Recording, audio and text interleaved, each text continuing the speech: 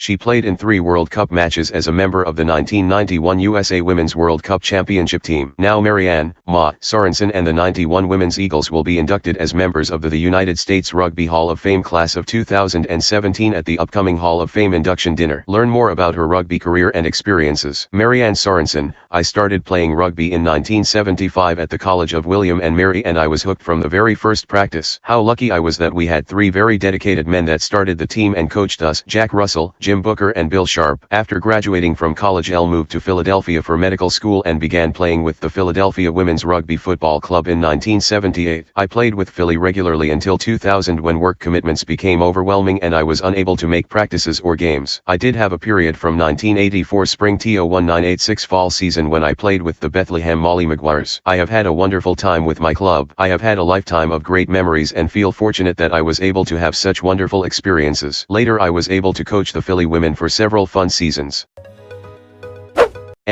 I was first selected to the Eagles squad in 1990 and made my first appearance on the international scene at the 1991 Women's World Cup against the USSR. I played in 3 World Cup matches, including that awesome final versus England. I believe our next venue was a Can-Am in Minnesota in 1992 versus Canada, followed by the Canada Cup in spring of 1993 in Toronto, where we competed against Canada, England, and Wales. In 1994, I was on the Eagles squad that competed in Edinburgh, Scotland for the Women's World Cup, where we placed second to England. In 1996, we participated in the Canada Cup in Edmonton, Canada against Canada, France, and New Zealand. On the 4th of July weekend, 1997, we played Canada in Toronto, a venue that also showcased the United States under-23s as well. Summer 1997, I was lucky enough to go with the Eagles on a 3-week tour of Australia and Fiji in preparation for the 1998 World Cup in Netherlands. The 1998 World Cup was another great adventure where we finished in second place to New Zealand, a team that had been training together for more than months. In August 1999, I played with the Eagles at Saranac Lake Can-Am tournament against Canada, and then later that fall went to New Zealand to play in the Tri-Nations tournament against New Zealand and Canada.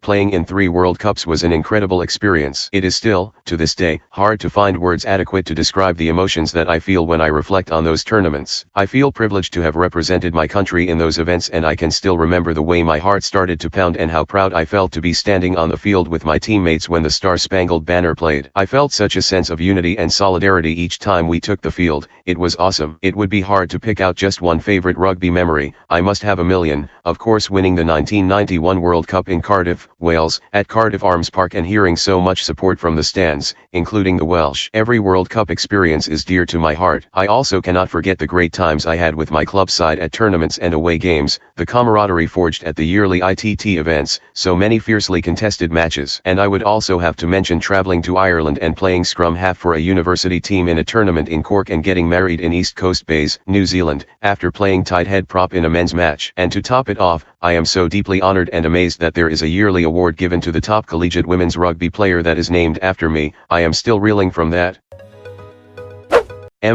I think the most important factor in growing rugby in the United States is the continued promotion of the game at the youth levels. That requires a lot of work and involvement from parents, volunteers, and retired players. In our area there is a growth in the number of high school teams, which is fantastic. To continue promoting our sport, we have to get more media attention. I think the last Olympics helped gather attention for rugby. So many people loved it and asked me so many questions at work. The CRC7s that play in Philly every June also helps promote rugby. I would love for 15s to get more attention as well. When people first watch a match, they are fascinated by it. They love the continuous action and the tackling, but are maybe a little intimidated because they don't know all the rules. I love the enthusiasm of the local high school and college teams. I hope we can keep them playing, supporting local club sides after graduation. I wish everyone could experience the fun, camaraderie, and affection that I have had for my teammates, club and national levels. I feel so very fortunate, and I hope to be able to give back more to the sport when I can cut back my hours at work.